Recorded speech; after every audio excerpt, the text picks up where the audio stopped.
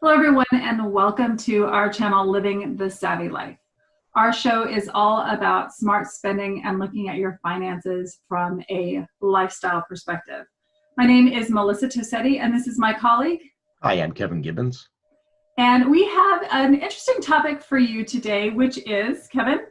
We're going to talk about the domino effect and what that is and how to overcome it. And when we talk about the domino effect, what we're really talking about is you have a task to complete, or maybe several tasks to complete, but there are just these little things that get in the way. And as dominoes, they build up and tumble and just make it more and more difficult to actually get your tasks done. So we want to talk about these things. It's really often you just say, you just need to focus and get the task done. But all these little obstacles get in the way and just make it incredibly laborious and difficult to actually get things done. Yeah, one of the examples is a sink full of dirty dishes. You come home from work and you have the best of intentions to make dinner, but you're going to have to clean up all the dishes before you can even get started. And so not only are you expelling energy in order to expending energy in order to do that task, but now you've delayed dinner by 15 minutes. And I happen to be one of those people that hunger is a dominating effect in my life.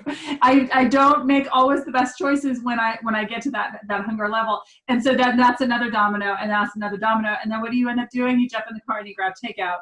Exactly. For something to be delivered. And so that's one example of the domino effect. That happens quite often, and it does have like a time and a financial, like a calorie impact, right? But one of the other ones that is probably you might be less aware of is happening, but that is actually happening and costing you is.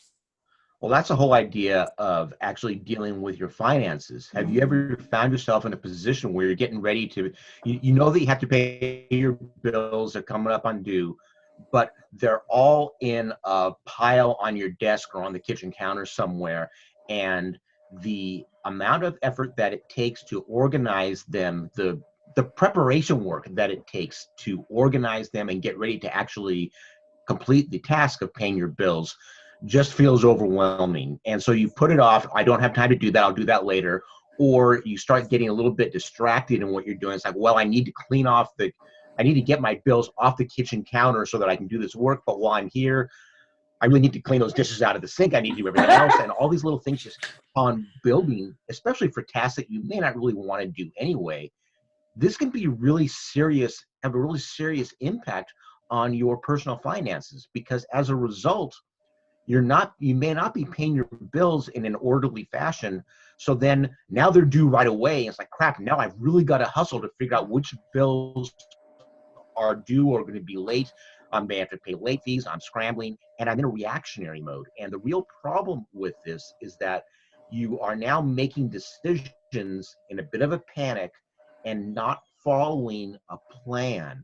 And why you're expending more energy just trying to tread water and pay these bills, you don't have the energy to develop the other good money habits that are so essential for a healthy financial life, like tracking your spending. We've had a lot of clients who will just say, yeah, you want me to track my spending? I can barely, pay my bills every month and keep that organized. And that's exactly the issue. A lot of this comes from this domino effect of here are all these little things that stand in the way. Right. And I would say amplified in that situation, specifically with bills, is when you are opening everything up and you look at your credit card statement and you're like, oh God, this was the month that I was going to cancel said subscription, right? But now I don't have time, or it just got hit again. And so what we find in our work with clients is that that domino then has like 5 other dominoes. It's like domino effects, right? It's like the master domino. And so, in the instance of you finding this happening with your finances, your day-to-day finances, and let's say specifically bill paying. So the 3 steps around this are, first of all, recognize that you're getting dominoed. And that can be one of the more challenging things, because we are in the moment and we're not really in the habit of taking a couple steps back and putting our finger on the pulse of, how do I feel about this right now? Am I excited to pay my bills, or am I overwhelmed by the idea of it and I just want to, push it back? So starting to create a level of awareness around that, your feelings around that. So recognizing, number one. And then once you recognize it happened again, right? Then it's a matter of analyzing, okay, so if I went back in time, I love talking about time travel. If past Melissa had an opportunity to do something different, so present Melissa isn't getting screwed right now, what would that be? That's the best way to think about that in your, at least for me, in versions of past, present, and future, right? Okay, so what would you do different? And then start to break that down. Okay, so if I did, usually it isn't just one big thing that you need to change. Usually it's a couple of little things that once you make that shift. So for example, it might be that instead of collapsing on the couch when you get home, you go and you grab those bills and you just take the 3 bills you got that day and you open them up and you sort them where they need to go. Probably take you less than a minute, right? You get rid of the garbage, the junk email, and you get that taken care of. And so instead of a bunch of unopened envelopes that are just going to be piling up, you've got the bills that are going to need to be taken care of, and you can get right to them when you need to do.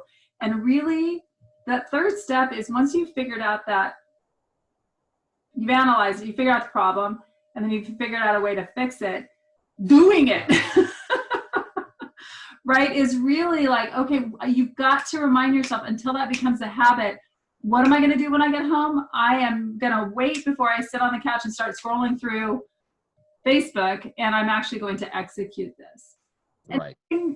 Anything you want to add to that? Any of those bits, Kevin? Well, I think I want to really stress the second aspect in your approach on that second aspect of the idea of what could past Melissa have done to keep present or future Melissa from falling into this situation. One of the keys, one of the big dominoes that a lot of times we face is the debilitating guilt of having screwed up.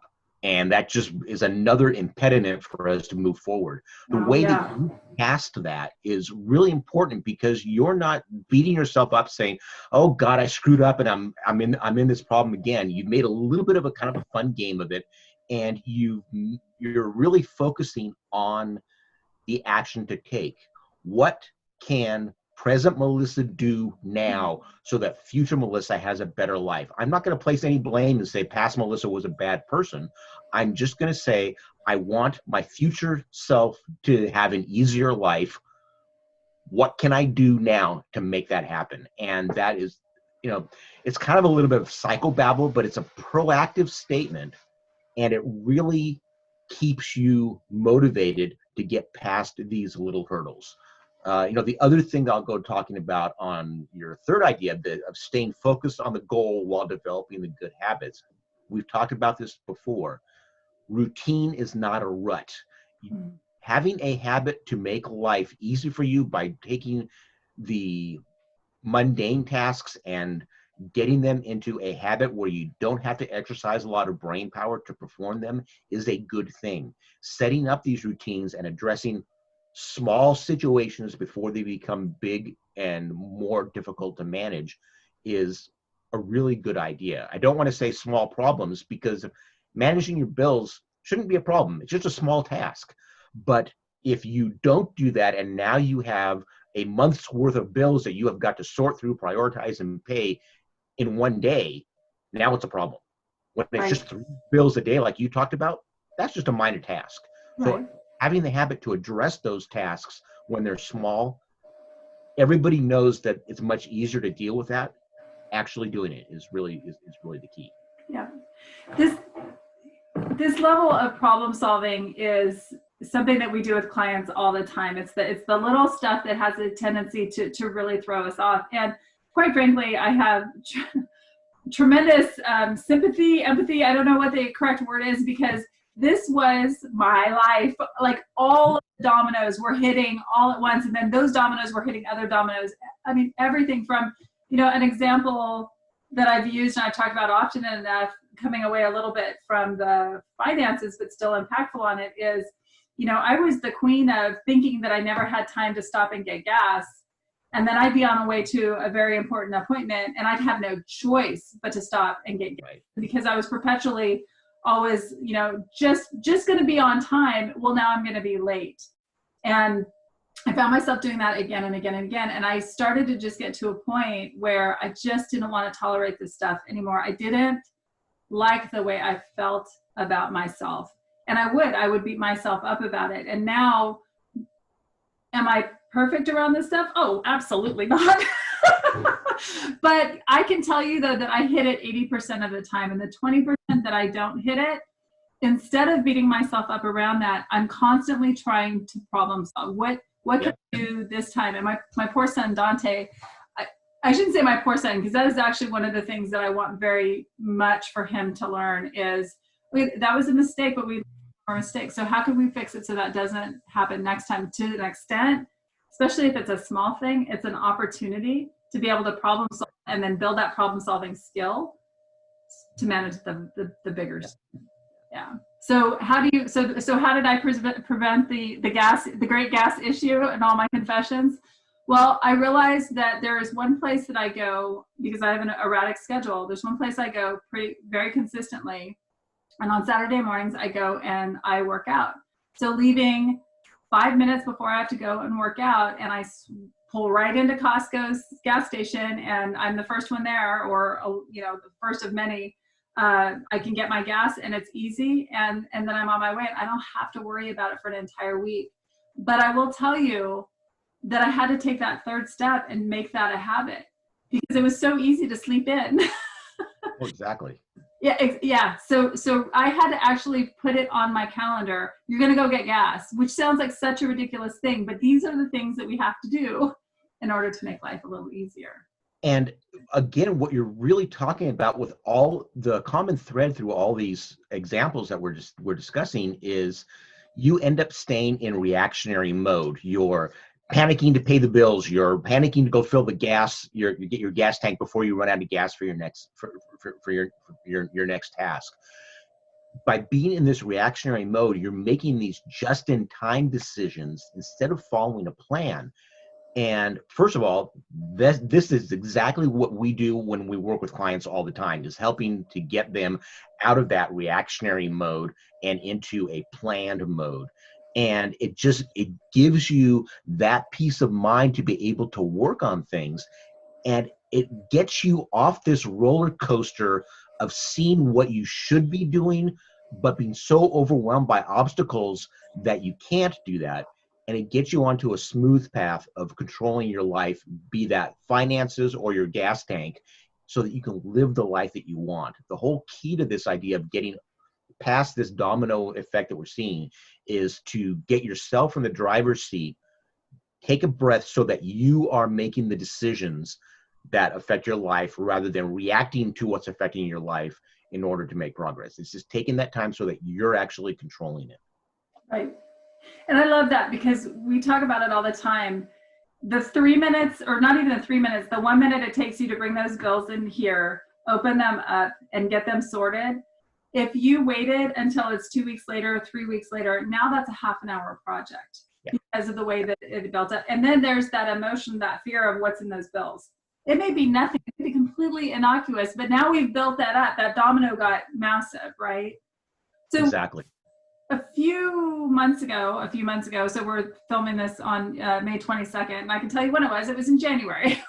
Kevin and I filmed a YouTube video on just getting your finances organized. At that time, it was the beginning of the year, and it was really about, in these different areas, how can you get more organized? So again, you're having to spend as little time as possible on your finances, and you get to go and have some fun and do the fun stuff. So we're going to put that link in the notes below so you can go to that, check that particular one out, and go from there. Yeah. So in the meantime, or just, as a conclusion, first of all, pay attention to what you're tolerating, right? That's number one. Number two, whether it's on a grand scale, like creating a spending plan for your overall day-to-day finances, or on a small scale of creating a plan to get gas in your car, create that plan, and then do what you need to do to figure out how to make that a habit, whether it's putting it on your calendar, putting a post-it note somewhere. But until that is a habit, the likelihood of you continuing to fall back is pretty high. So don't tolerate that stuff. Just knock it out so we can go have fun and do other things, right? And the good news is that most psychologists agree that it really takes no more than 30 days to establish a habit. So for a month, you're going to have to pay very close attention and look at that post-it note and remind yourself to do that. Within a month, it's routine and it's on autopilot, and you're doing this, and it will make your life so much easier to be able to get by these little obstacles that you identify and then live the life that you really want to live. It really is worth it to take the time to do this. Yeah, start flicking those dominoes out of your life. All right, that's a wrap for today's topic. Is that correct? Are we good with this topic? We're done. All right, excellent. So we invite you to check out our website, thesavvylife.com. Obviously, like and subscribe as you do when you're on YouTube. And then we are on most of the social medias, Instagram, LinkedIn. Love to connect with you on LinkedIn. We're very active there, Facebook, etc. A little bit on Twitter. We tweet a little. Am I missing anything, Kevin? Come back to the same things that if you go to our website, you can see articles that we post on a regular basis and see in detail how we work with clients to help them craft those spending plans to provide some structure and some confidence to lining up how they spend their money with how they want their life to be now and in the future. Awesome. All right, everybody, thank you. See you next week. Thank you very much.